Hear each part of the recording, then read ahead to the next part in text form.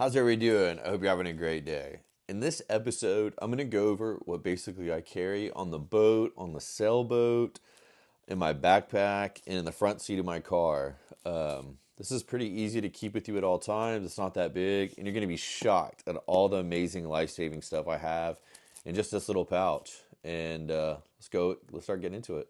This is what I'd basically call my like everyday carry as a fly fishing guide here on the Texas coast. I will have this typically in my day pack, and we go do a long regatta or something like that. I'll take this on the sailboat, or if I'm hiking, stuff like that, or do one of my veteran hosted trips. This is typically the little case I'll take.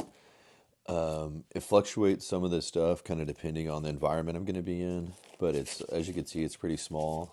It is, I don't know what I have it to compare it to. Here we go. Like a Yeti container. Like, it's about as big as this Yeti, like, tumbler setup. Anyway, so what I do carry inside of this thing is really kind of like the most important gear, I feel like.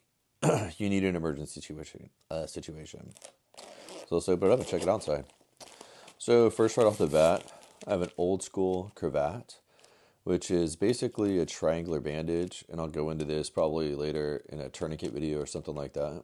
But as of right now, it's just a triangular bandage. You can use it for slings. It's got so many uses. It's unbelievable. You can use it for tourniquets. You could use it for compression bandages. You can wear it for a bandana. There's just endless possibilities, but we'll go on that in a later date. Next thing I do is I carry, it's basically like an ace wrap, just like with Velcro tabs at the end. And this is for like sprains or something like that, or to do as a compression dressing. This is like a really good piece of gear to have, always kind of like in a first aid kit. So then, next piece of gear. So this is a vacuum sealed kind of combat gauze that has a quick clot in it. Basically, it's for you got a severe wound, a laceration that just won't stop bleeding. You get cut on some barbed wire or something like that in a hunting, or rigging snaps and you get cut pretty bad by the wires. This is just a piece of gear to kind of put on top of this. You can wrap it with this or this. It's kind of like an excessive kind of deal. Next piece of gear, which is easy to get to, is a nasal cannula. This thing, it's got the lube on the back. You could use all kinds of different stuff.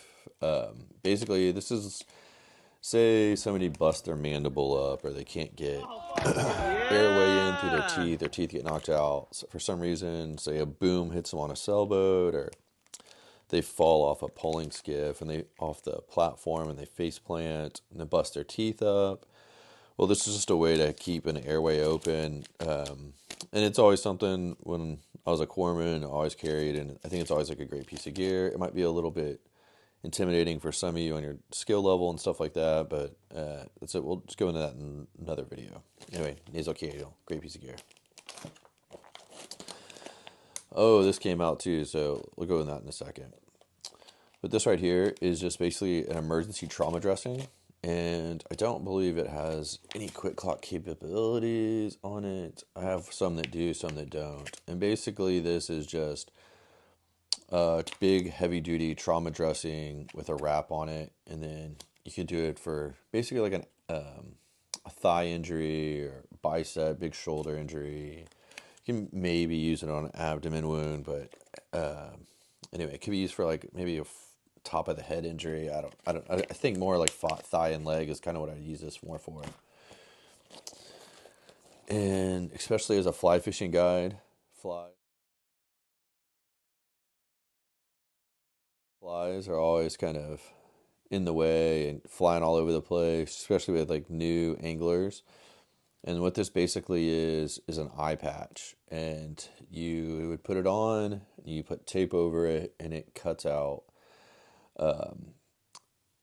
anything from getting into that eye. It kind of protects that eye. And also what you want to do a lot of the times when you're messing with eyes is buddy tape, and you'll kind of cover up both eyes so they can't see, especially if you have like a stick or something lodged in the eye. you get that thing moving around when they start looking around. So what you want to do is just kind of tape it and get both of them. But again, another video, just great piece of gear to have, especially as a fly fishing guide. And they're super cheap. It's like no reason not to have it. All right. The big daddy controversial piece of gear that I carry would be my cat tourniquet. I think this is as a corpsman, especially it was a FMF corpsman, I was with the Marines almost 10 years.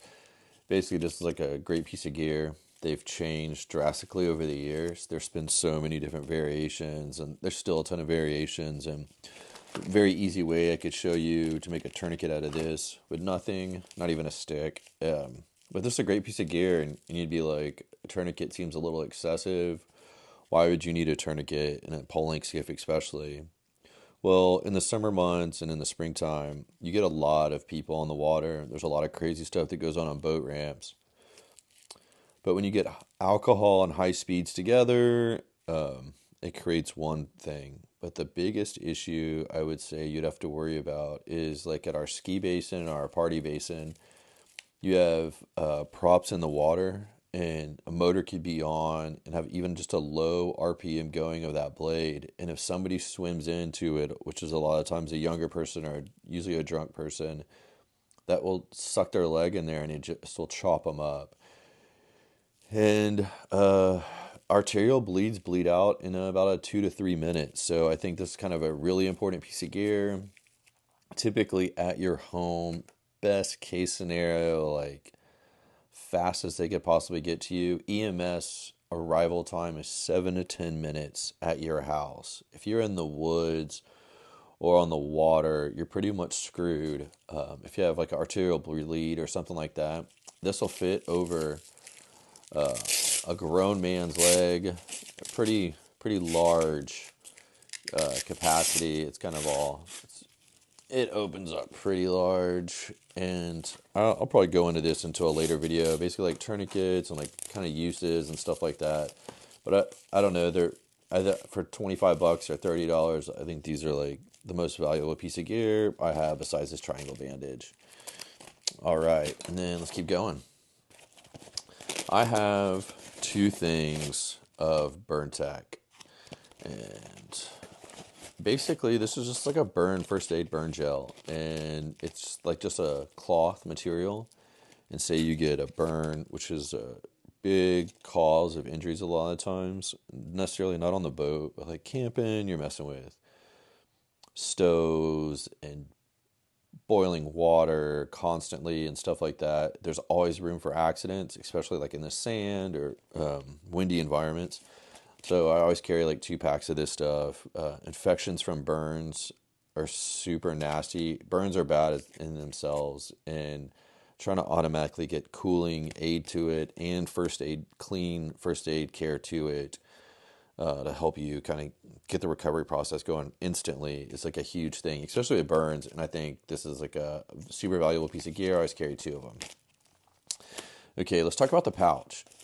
You see it's got a nice shape form, and it was kind of packed with stuff. But the reason why is because I carry a SAM splint. And if you've never seen a SAM splint, this is a great piece of gear. You can use it to make a brace or a splint for your arm. You could do it to wrap your leg. You could do for a C collar, basically around your neck to mobilize C-spine. You can do mobilize foot, hands, all kinds of stuff with this stuff. It packs up really easy. And it's got a nice like little ruler on it. And if you can see that, and it just, I don't know, man. I don't know why you wouldn't carry this, especially racing sailboats and stuff like that. I've fallen down the hatch a couple of times, and if you break your ankle or something, this and this with that SAM splint, or you break your arm, you basically have a sling, a splint, and a compression dressing, and you'll be ready to rock and roll. So thanks for checking out my video. I hope this kind of helps you a little bit and kind of points you in the right direction. Great companies out there like North American Rescue and a bunch of other ones out there have this information on their website. I'll include a link below. Make sure you guys follow, like, subscribe, and be sure to check out my Instagram page. I also do weekly fly fishing tips on there too, and they get there probably a little bit faster than they do to my YouTube channel.